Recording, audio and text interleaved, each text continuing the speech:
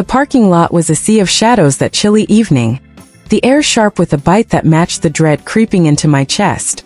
My old sedan sat alone in a quiet corner, its dusty windshield catching the faint flicker of a distant street lamp. I was exhausted, my bones aching from another late night at the office, and all I wanted was to get home, sink into my chair and forget the day's wait. But as I opened the car door, a small icy hand clamped over my mouth from the back seat. My heart slammed against my ribs, a scream trapped in my throat, until a trembling whisper pierced the silence. "Don't say anything, Grandma. Are they listening to us?" I spun around, my pulse thundering, and there was Liam, my 10-year-old grandson, crouched low in the shadows. His wide eyes glowed with a fear too heavy for his young face, like he'd seen something that aged him in an instant. I slid into the car, shutting the door with a soft thud, my hands shaking as I tried to anchor myself. "Liam, what are you doing here? You scared me half to death," I whispered, forcing calm into my voice to keep his panic at bay. He didn't answer right away. Instead, he pointed a trembling finger toward the office building, where a few upper-floor windows glowed like eerie yellow eyes in the night. "I heard Mom and Miss Jenkins in the office.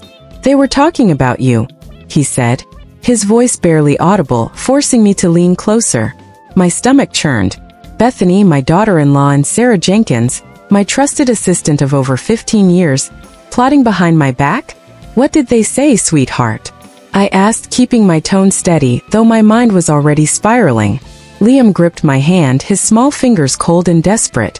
"Mom said in a few days you'd have nothing left. She'd make you sign something, and then you'd be gone from the house." His words hit like a sledgehammer, knocking the air from my lungs. I froze, the world tilting as the betrayal sank in. Bethany, whom I'd loved like my own daughter, scheming to strip me of everything? It seemed impossible, but Liam's terrified eyes told a different story. I wanted to march back into Vance Industries, confront them right there, but Liam's trembling held me back. Acting rashly could put him in danger too. I pulled him close, feeling his small body shake against mine. "It's okay, Liam. Grandma's here," I whispered, though I wasn't sure if I was comforting him or myself. The memory of that afternoon's meeting flooded back, sharp and unsettling. Bethany had been all smiles, her voice syrupy as she pushed a stack of power of attorney papers across the table. "Mom, it's just to streamline things for the company," she'd said, her eyes cold despite the warmth in her tone. Sarah had nodded along, her gaze fixed on the table, avoiding mine. A stark contrast to the woman who'd been my rock through years of building Vance Industries from nothing after my husband's death. Even Mr. Harrison, our family lawyer, had acted strange, fidgeting with his papers and stammering when I questioned a clause. I'd felt uneasy but dismissed it as exhaustion. Now Liam's words cast those moments in a sinister light. My son Andrew, Liam's father, had been away on business for months, leaving me to shoulder the company alone. I'd poured my life into it. Sleepless nights, endless contracts, my health fraying at the edges. Headaches plagued me, my vision blurred from fatigue, and a heavy ache settled in my chest, not just from work but from loneliness. Andrew was my pride, but his distance left me isolated, facing doubts I couldn't share. Family was supposed to come first, or so I'd believed. A shadow crossed the parking lot, footsteps echoing faintly. Liam yanked me down, and we held our breath as the figure passed and melted into the dark. "When it was safe," he whispered. "Mom saw me earlier. She told me not to tell anyone." "I'm scared, Grandma." My heart shattered. Bethany threatening her own son? I hugged him tighter, my mind racing. My phone buzzed in my purse, Sarah's name on the screen. I reached for it, but Liam grabbed it and powered it off. "Don't answer, Grandma. Mom said she's watching everything." I nodded, pocketing the phone. "Sarah too?" The betrayal cut deeper than I could process. I started the car and drove, but not toward home. "If we go back now, she'll know," Liam said, his wisdom piercing for a child so young. I turned toward the city's outskirts, away from the glowing office windows, my thoughts a storm of hurt and anger. How had I been so blind? I trusted too much, loved too deeply. We pulled into a small cafe on a quiet road, its warm yellow lights a faint refuge in the chaos.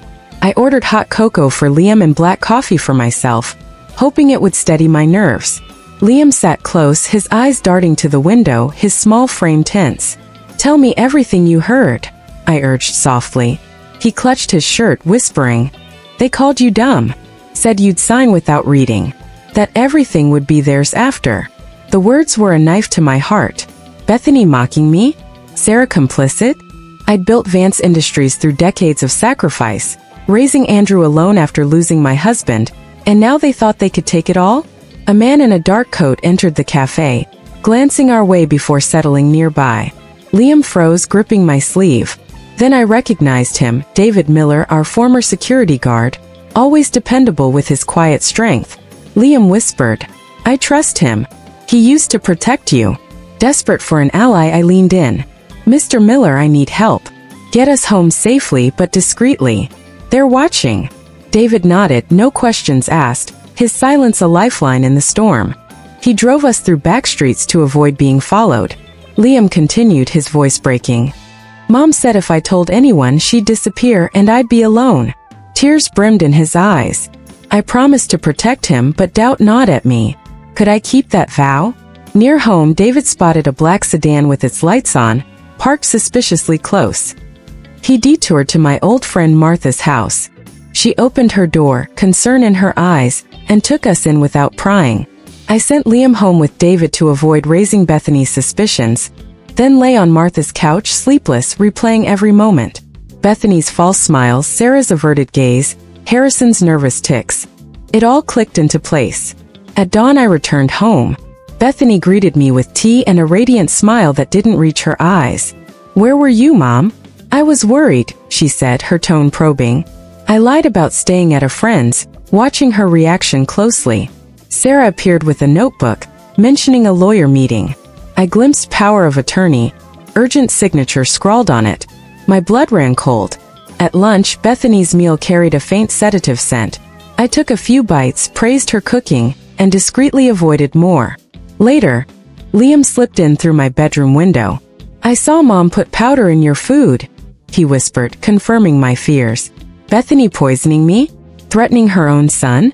I called David to watch for strange cars. He reported the black sedan still lurking. That night, I overheard Sarah in the backyard, sobbing into her phone. "My daughter! I have to do it or she'll die." Rage and pity collided inside me. Was she being coerced? At first light, I followed Sarah to St. Jude's Hospital. She emerged pale, eyes swollen from crying. Posing as a visitor, I learned she'd visited pediatric cardiology for a little girl. My phone buzzed with an anonymous text. "Sign or a child dies." Back home, Bethany waited, her sweetness laced with suspicion. Liam signaled worry from upstairs. Harrison called, urging the signing. Bethany intercepted my attempt to call Andrew. Liam handed me a crumpled paper. A property transfer agreement, my signature spot marked. Sarah knocked late, whispering, "I'm sorry," before Bethany called her away. Another anonymous text. "Sign or lose the child." I called Andrew. He dismissed me. "Trust Bethany, Mom. You're imagining things." His words cut deeper than any. Sleepless, I vowed to uncover the truth. In the garden next morning, I overheard Sarah begging on the phone. "Give me time. I'll get the money." She panicked seeing me. Bethany pushed the documents again. Liam whispered, "Mom threatened Miss Jenkins about her daughter." Sarah brought milk laced with sedative. I poured it into a plant. She murmured, "I'm sorry," and fled.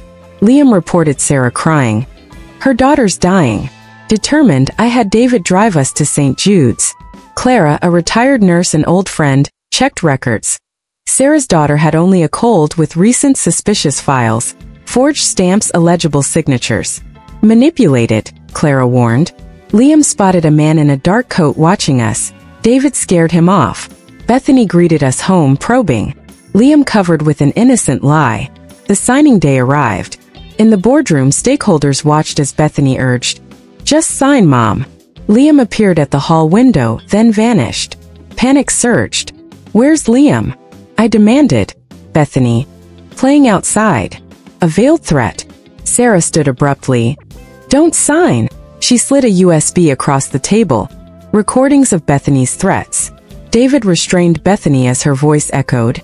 "She'll have nothing. If you betray me, your daughter dies." Chaos erupted. Liam burst in with Martha and police. Bethany denied everything, but Sarah confessed. Coerced over her dying daughter. Liam revealed. Mom said the daughter was never sick. Andrew stormed in, initially doubting me. Mom, you're too distrustful. Bethany played victim, claiming it was for Sarah's child. Liam read a message aloud. Bethany threatening a previous daughter. Harrison stood, trembling, with an old file. Sarah's real daughter died at birth. Bethany swapped her with her lover's child. Faking illness to manipulate Sarah. Bethany screamed. Yes, she's my daughter, but I only want power and money. Handcuffed, she was led away. Andrew apologized, hugging me tightly. Sarah handed over evidence, recordings, messages, fake contracts, seeking redemption. Weeks later, Bethany and her lover, who posed as a doctor, were charged with fraud and coercion. Sarah, deemed a victim, was spared. I visited her, she kept the child. You don't need blood to be a mother.